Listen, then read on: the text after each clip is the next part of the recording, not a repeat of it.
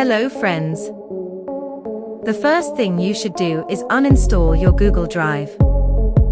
So now you may be wondering why I will store Google Drive. So now let me explain it to you.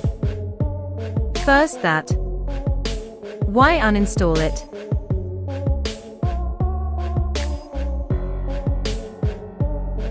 This is because we will upload our files through Google Drive website. But if we have the Google Drive application on our device, then we can't access this Google Drive website with any kind of browser. Because first that application will open. For this we will first uninstall the app.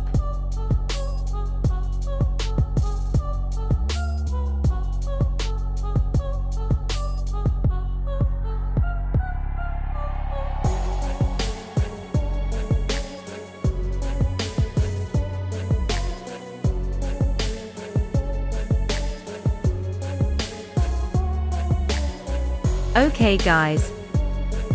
Now what you do is, you will open the Google Drive website through your Chrome browser.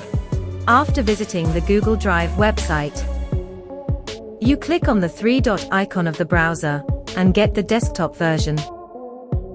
Now you can easily upload the largest file, any kind of waiting problem.